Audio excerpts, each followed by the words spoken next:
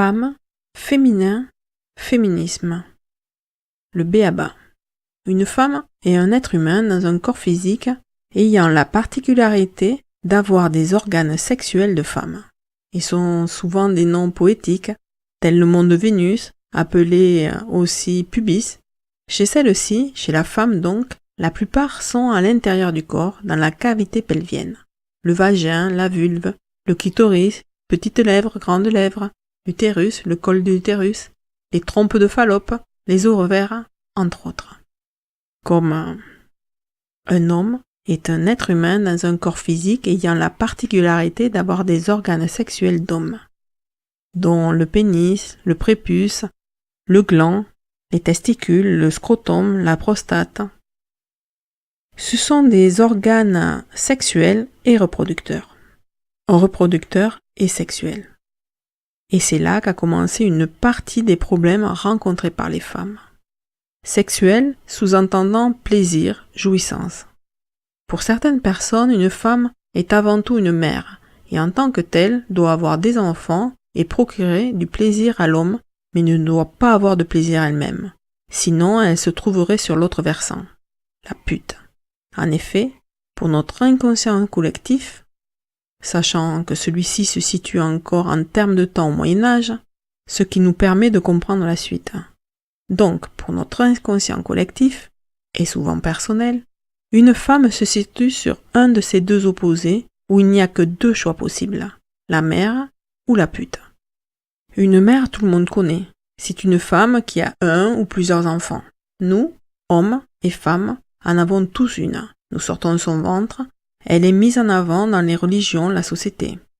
Une pute, c'est une femme qui a des relations sexuelles avec contrepartie monétaire ou autre. En fait, une pute pour notre inconscient, c'est une femme libre, qui choisit si et quand elle a des relations sexuelles.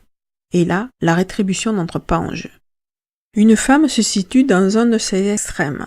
Elle vit soit comme une mère, soit comme une femme libre. La mère a souvent des difficultés à prendre du plaisir dans ses relations sexuelles. Elle peut se positionner dans des relations de soumission et a des difficultés à agir et surtout ne se sent pas libre.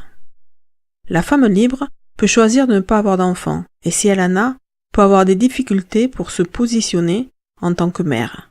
Elle pourrait plus facilement être l'amie. Une femme donc, quelle que soit la position où elle se trouve, dans son parcours d'évolution va devoir passer par l'intégration du pôle opposé.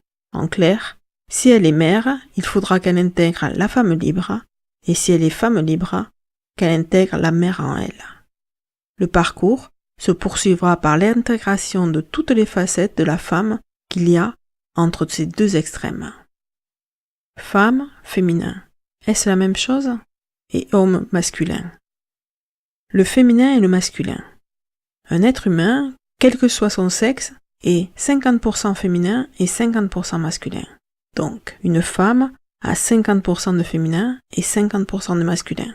Et un homme a 50% de masculin et 50% de féminin. Bien entendu, ceci est pour des hommes et des femmes qui sont équilibrés. Sinon, la balance peut pencher plus d'un côté que de l'autre. C'est le yin et le yang. Nous avons besoin de ces deux polarités et nous les utilisons tous. En revanche, nous voyons encore de nos jours beaucoup de femmes et d'hommes qui présentent des manques dans l'intégration de l'une ou de l'autre de ces polarités, ainsi qu'un manque d'équilibre. Le féminin sert à l'intuition, la créativité, prépare à l'action et ses conséquences. Le masculin sert à manifester l'action, la mise en acte. Naturellement, l'un ne va pas sans l'autre. Ensuite, il faut savoir les utiliser dans le bon sens, c'est-à-dire commencer par le féminin et continuer par le masculin. Ensuite, l'un entraîne l'autre. Alors que dans notre société, c'est le contraire qu'il se passe. Le masculin passe en premier, c'est pourquoi nous faisons beaucoup de bêtises. Le féminisme. Nous vivons depuis des millénaires dans une société patriarcale, c'est-à-dire dans une société où tant la femme que le féminin n'est pas positionné à sa juste place. Cela a donc pour conséquence que les hommes non plus ne sont pas positionnés à leur juste place, vu que leur féminin n'est pas ou mal positionné. Pour faire avancer leur statut, pour sortir de ce patriarcal où la femme n'avait pas le droit de vote, pas le droit de disposer de son corps, de biens à son nom propre, pas le droit d'avoir un compte bancaire où elle était une possession de son père puis passée à une possession de son mari. Donc, pour commencer à ouvrir une porte vers ses droits, les femmes n'étant pas entendues par la société ont augmenté le volume.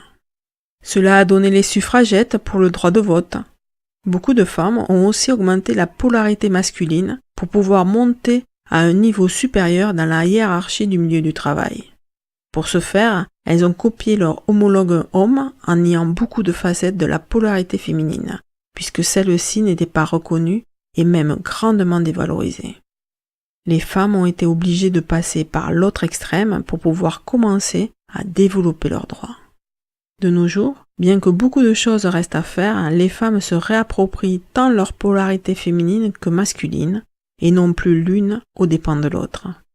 Les hommes commencent à aller également dans ce sens, et se réapproprient leur polarité féminine et masculine, même s'il reste bien du chemin tant aux hommes qu'aux femmes pour arriver à vivre en harmonie, dans leur polarité équilibrée et dans une société qui les respecte.